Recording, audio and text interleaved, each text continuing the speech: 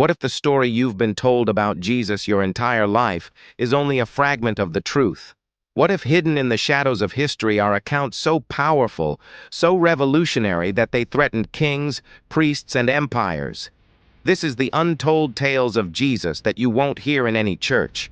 We're going deep into the mysteries concealed by time and those who sought to control faith. I'm your guide. Subscribe to awaken your hidden powers. Let's begin our journey, shall we? In the year 325 AD, Emperor Constantine convened the Council of Nicaea, a gathering of religious leaders to decide what doctrines the newly Christian Roman Empire would endorse. What happened next would shape not just the direction of Christianity, but also the course of human history. It was here that certain gospels and teachings were selected, labeled heretical, and countless voices of early Christians were silenced. But the curious thing is, as the official narrative was crafted, certain echoes of the suppressed teachings found their way into the texts that survived. They just concealed in plain sight, hidden in stories that seem simple, but hold profound secrets. For example, let's look at the familiar story of Jesus turning water into wine. This event, recorded in the fourth gospel, seems like a charming wedding miracle. But what if there's more to this seemingly simple act? Let's break down the symbolism. Water represents human consciousness, and wine represents the very essence of God.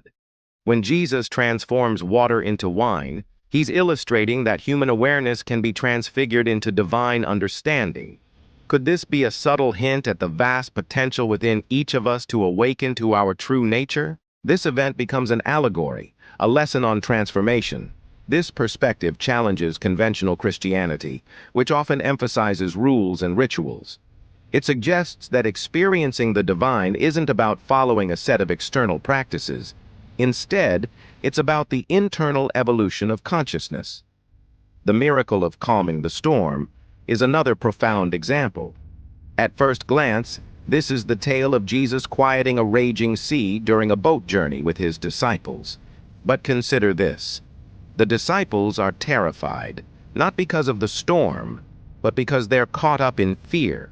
Jesus awakens them, not to the storm, but to themselves. He calms not just the winds and waves, but also the internal chaos within them. This points to a deeper truth, that our greatest struggles aren't always external, but often internal storms of fear, doubt, and confusion. Jesus is showing us that we have the power to calm these inner storms through awakened faith. This goes beyond a mere physical miracle. It's a metaphor for taming the turbulent waters of our emotions and finding peace within ourselves. But the mystery deepens when we examine the text. In Mark's Gospel, immediately after calming the storm, Jesus asks his disciples, "Why are you afraid? Have you still no faith?" This question challenges us to look within and understand that our fears often arise from a lack of faith in our own power and the divine strength that resides within us. It's a call to recognize that we possess the ability to navigate life's storms, and that faith is the anchor that holds us steady in the face of adversity. The miracle of walking on water takes on new meaning when viewed through this lens. While the traditional narrative focuses on Jesus' power over nature, there's a deeper layer to this story. When Peter walks on water towards Jesus, he initially succeeds, but then doubt creeps in, and he begins to sink. Many Christians see this as a lesson in faith. But what if there's more? Peter is walking on the surface of the water, a realm where we typically expect to see only ripples and waves. He's literally defying the laws of nature as we know them. This defies conventional physics, but also conventional religious thought.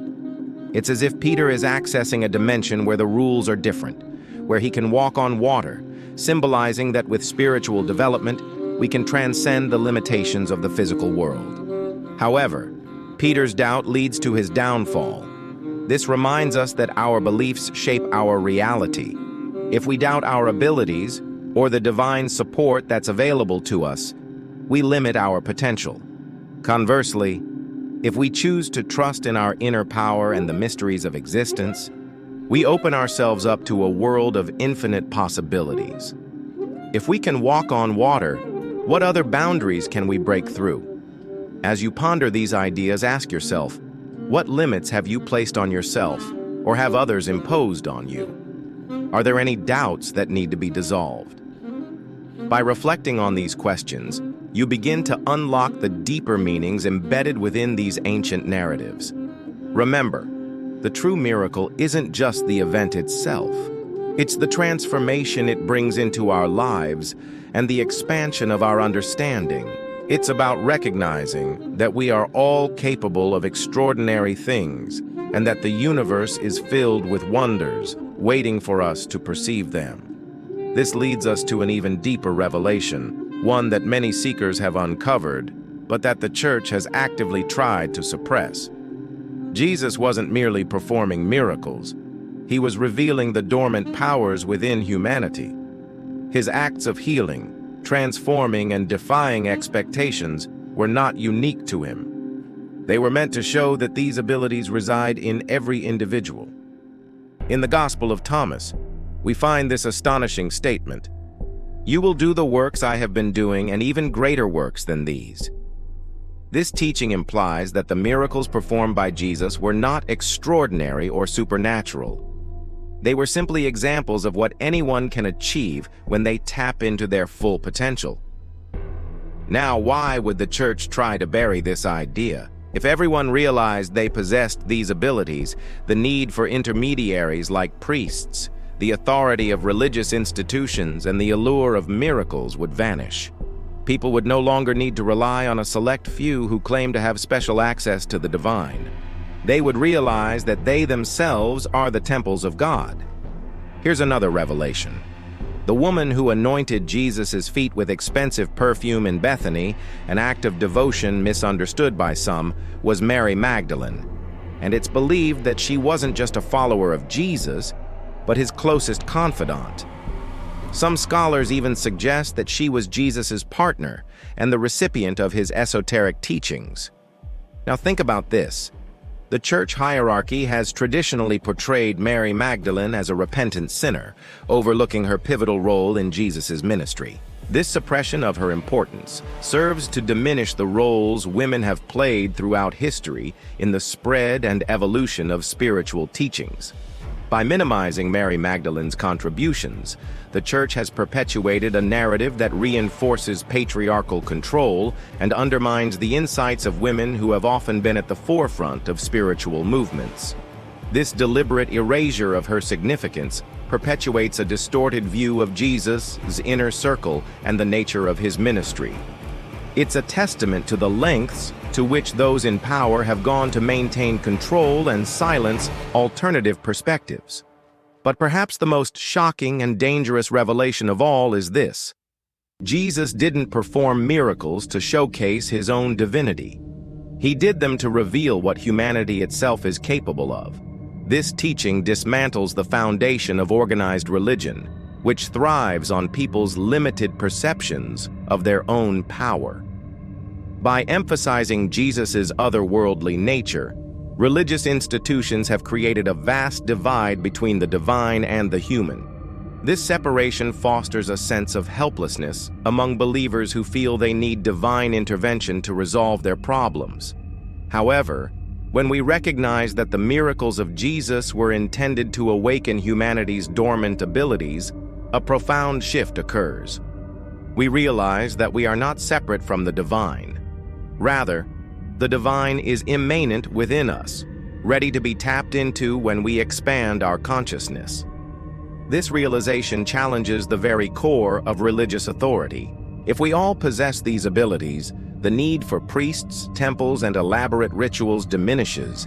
It's a return to a more primal understanding of spirituality, one that emphasizes personal experience and the recognition of our inherent divinity. This is the ultimate heresy, the greatest revelation that the church has tried to erase. Are you ready to embrace this truth? Do you believe that the kingdom is within you? Can you feel the divine spark igniting within your own being? Comment your reflections below. As we come to the close of this journey, remember that the greatest miracle is your awakening. The suppressed teachings point towards a profound truth, a truth that can set you free from the limitations imposed by societal norms and religious dogmas. You have the ability to heal, to transform, and to transcend. Don't let the shadows of the past keep you chained. Embrace the light of your own inner divinity. And if this message has resonated with you, don't keep it to yourself. Share it with those who might benefit from these forgotten truths. Together, let's bring back to light what was buried for centuries.